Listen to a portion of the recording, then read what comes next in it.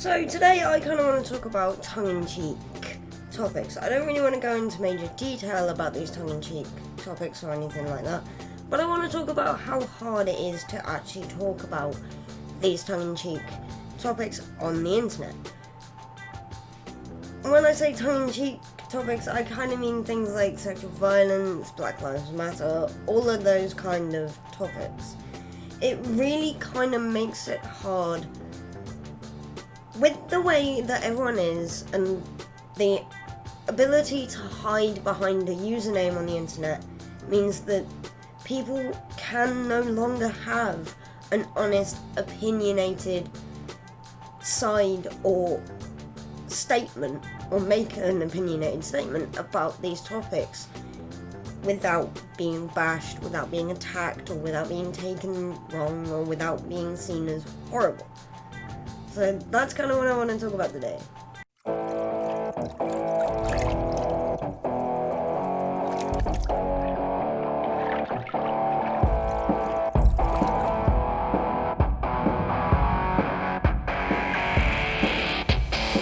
Hey guys, welcome back to the show, welcome back to the diary. So yes, tongue-in-cheek topics are the hardest things to talk about. It's kind of why I've left a lot of them out, and when I have talked about them, it's been in the teaching sense, it's been in the sense of, this is what I know, this is what I've heard, hey guys, this is what works for me, try this is what happens here, and everything like that. But with what's going on in the world right now with the COVID virus, and then with the Black Lives Matter thing, personally, and I know I'm going to get bashed for this, but personally I don't think police officers should be acting any way differently due to the colour of the skin. Granted, as you can see, white female. I've heard things from a black skinned female or a coloured skinned female.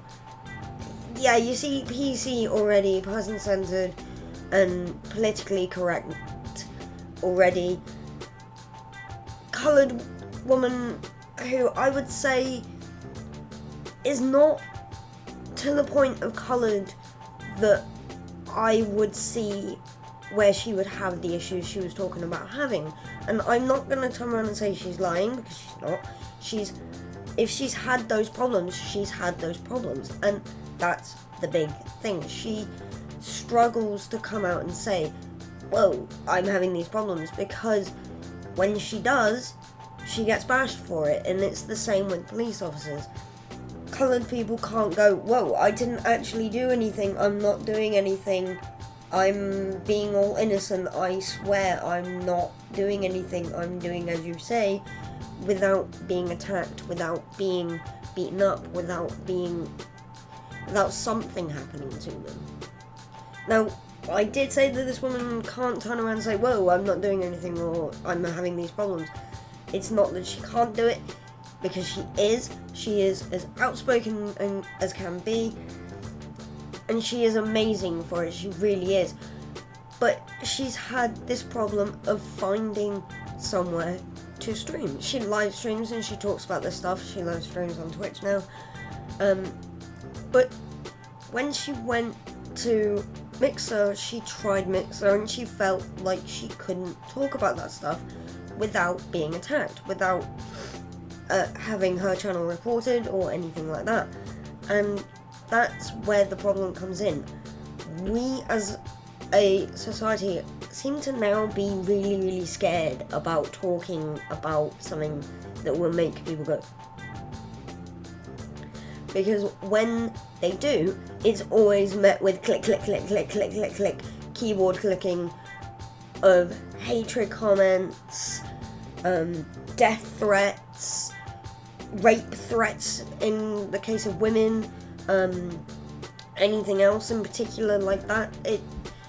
There are women out there who have stated that they have been verbally, sexually assaulted online through video gaming. Us girls, when we want to play video games, we want to play video games, but we don't always feel like we're allowed. It feels like this closed off, tight-knit male environment that whenever a girl enters this environment, that the boys are just there like, can I touch your babies? And it's like, have you never seen a girl before? Are you that into your games that you just haven't gone out and seen a girl? Do you not go to school with girls? Are you stuck in a boys only school? It's like, come on.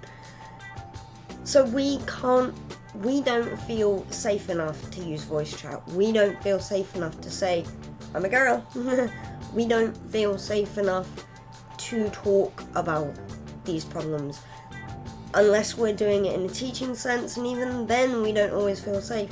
There's been YouTubers, there's been controversy around certain channels, certain streamers, in that they're trying to teach people certain behaviours or certain issues around things like sexual violence or things like being a woman and work and school and everything else. It's like, as you grow as a woman, you're gonna have boys looking at you a bit more, gawping at you, wanting to touch your boobies or wanting to touch your butt or anything like that. And my generation in particular, I don't know about any of the current generation, but my generation in particular were brought up under the whole girls don't make a fuss.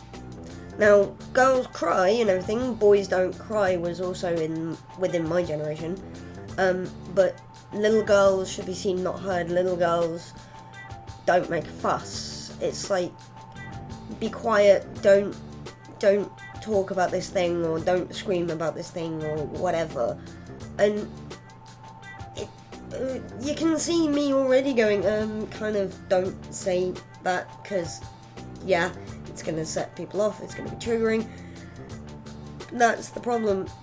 I don't want to trigger anyone, because triggering's bad.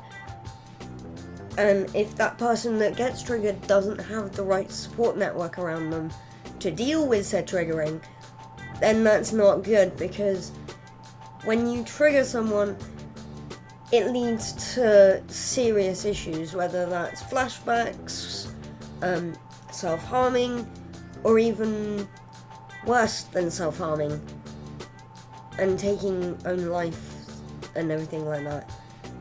And that's not what we're after. But what we're after is... The thing is, the main reason why a lot of people do talk about the tongue-in-cheek kind of topics is to actually get that tongue-in-cheek moment, is kind of situation, because it makes you sit and think about your life. It makes you sit and think about your choices. It makes you sit and think about your behaviour and change it. It's the change that everyone's after, not the anger, how dare you, how could you, you're gonna die, I'm gonna kill you kind of responses. It's literally the, oh, I've been a butthead. I think I need to change that, because that's not fair. So kind of remember that when you see the next tongue-in-cheek comment you see, allow it to sucker punch you in the face. If you feel like you're getting angry, fine. I'm not saying don't get angry, because if you're triggered by it, you're triggered by it. It's okay to be triggered by things. But just remember how you respond through that triggering. Just remember that that person, unless they know you or unless they were deliberately doing it to trigger you or to annoy you, they're not actually doing it to annoy you. They're doing it because there's something that you've done that you need to realise is wrong, or you need to realise needs to change. So just remember that not everyone's being nasty, not everyone's doing anything to annoy you.